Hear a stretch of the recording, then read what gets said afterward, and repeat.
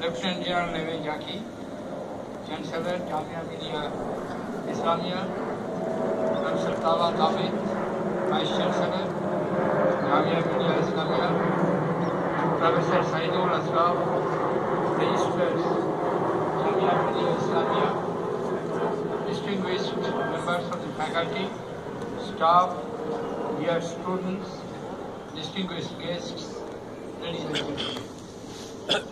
It's a happy occasion for me to be here today for the annual convocation of Jamia Millia Islamia, one of the premier centers of higher learning in the country. To start with, I would like to thank the university authorities for inviting me to be a part of this venerable occasion.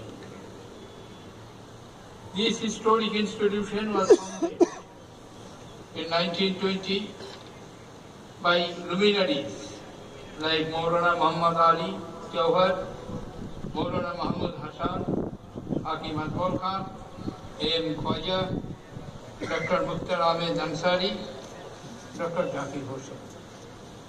In 1925, its campus was shifted from Aligarh to Delhi. 1962, it was granted deemed university status, and in 1988, it was declared as a central university. Since its inception, Jamia has fostered understanding of India's rich history and culture, including the cultural traditions of Islam. Through the academic programs, it has instilled in students a national perspective. Jamia has a wide academic profile. It caters to learning in a variety of disciplines at various levels, from undergraduation to PhD.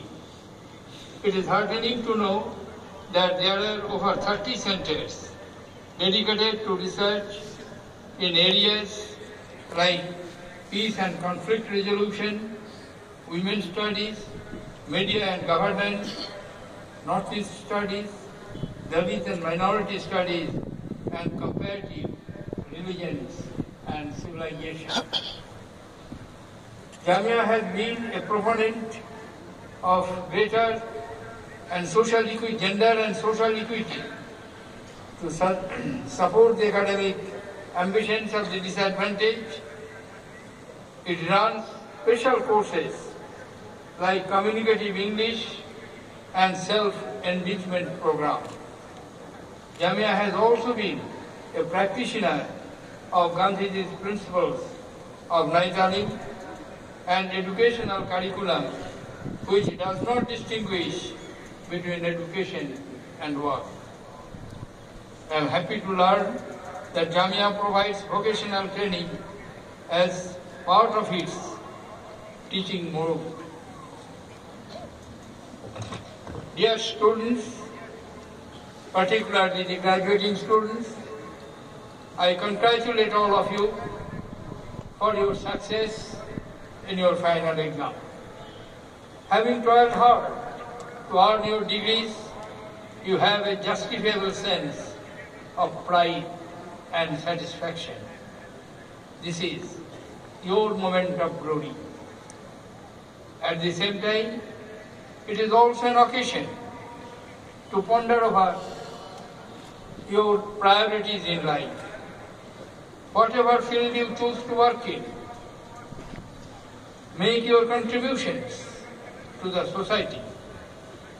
Being the bright young minds of our nation, help mitigate the problems afflicting us as we grapple with various problems, issues from availability of potable drinking water to the crimes and gender bias.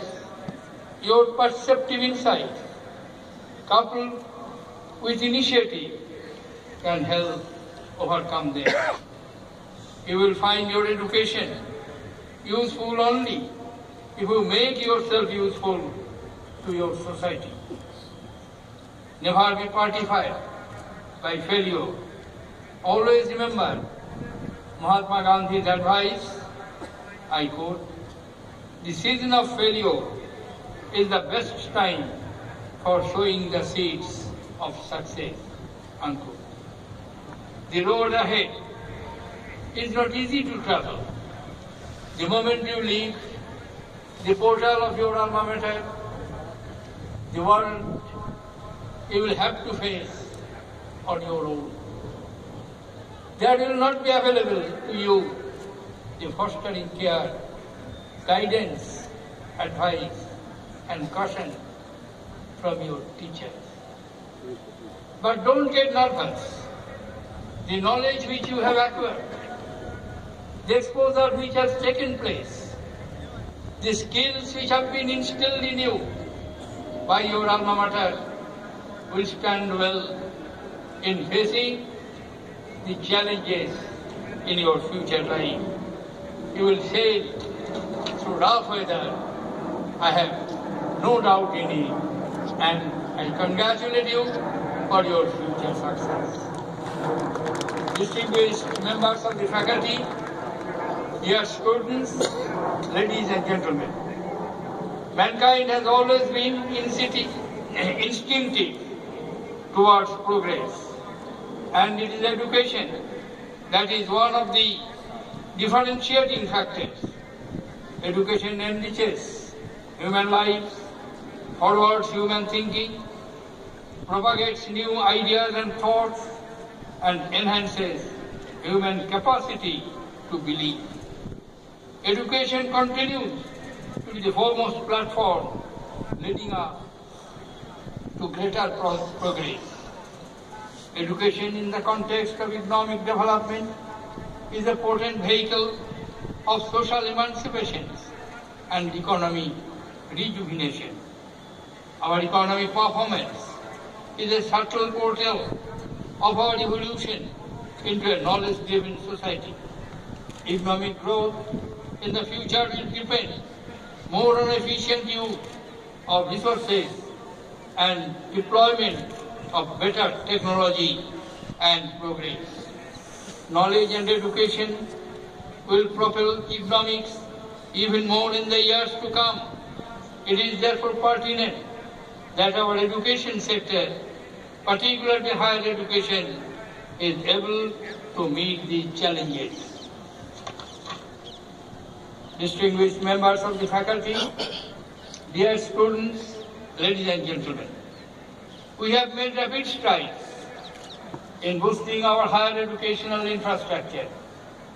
Right now, when I am speaking to you, there are 723 universities and over 37,000 colleges in our country.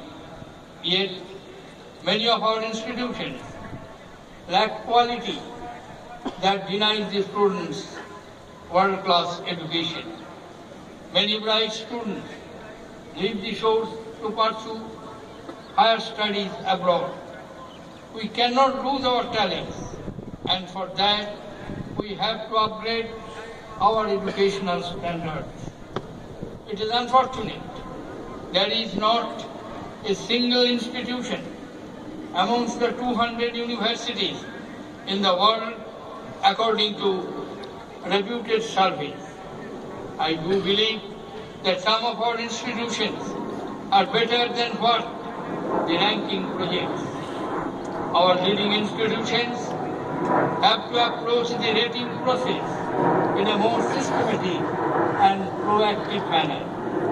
However, it is also a fact that an all-out effort to revamp our academic system is the need of the hour.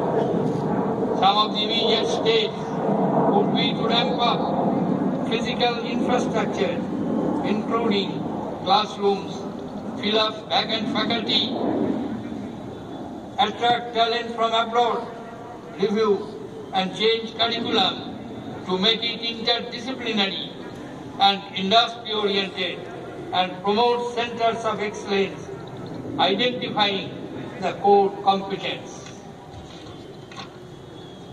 Technology has to be harnessed to overcome the handicaps like faculty shortage and lack of competency in domain areas. The National Knowledge Network, National Mission on Education in ICT are key technology initiatives in the education sector.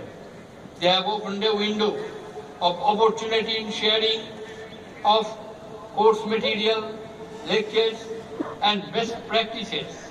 They can bridge distances, forge tie-up amongst experts scattered by geography, and also make education less costly and more convenient. Our institutions have to build expertise to use these technology solutions in a more effective manner. Dear students, research is the key to the expansion of knowledge frontiers. Our country has capability in several areas like space technology and ICT. The successful Mars orbiter mission is a testimony to our growing scientific prowess. Nevertheless, there is a general neglect on research. Especially, the focus on research activity is lacking in our university. Unless our institutions become hotbeds of research activity, we as a society will fail to realize the potential that we otherwise are destined to achieve. We have to make teaching and research an effective career opportunity.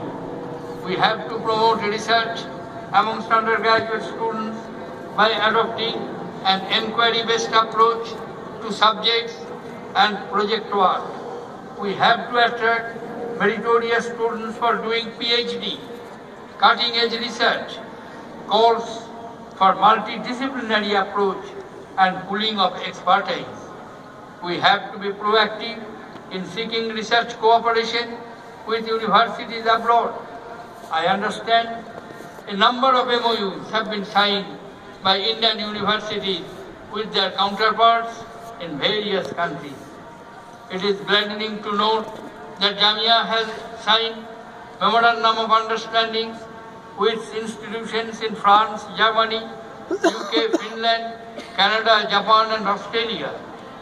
A concerted effort is now required to implement these agreements in letter and spirit. Technology development and innovative ideas can transform the lives of common man, society, and the nation. There are novel ideas that could be tapped for greater common benefit.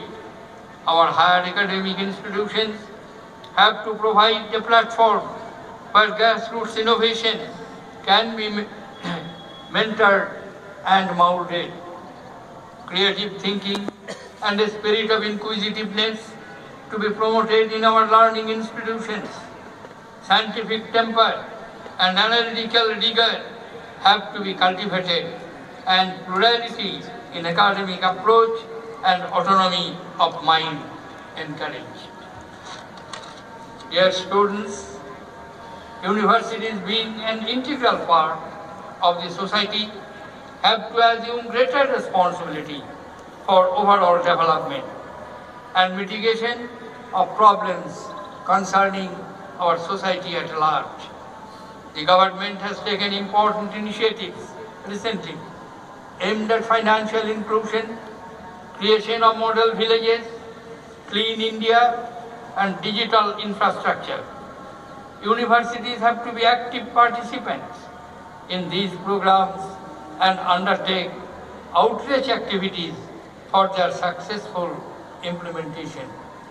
More importantly, universities have to produce socially conscious individuals who are imbued with the core values like patriotism, compassion, tolerance, pluralism, honesty, discipline, and respect for women.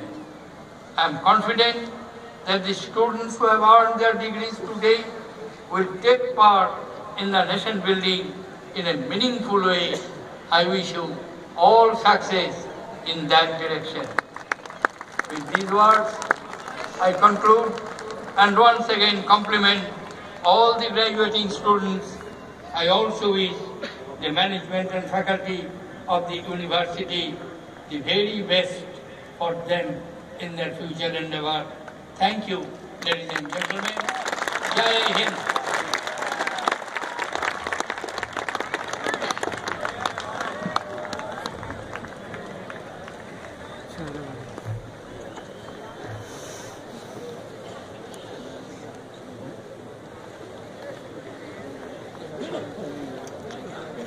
जनाब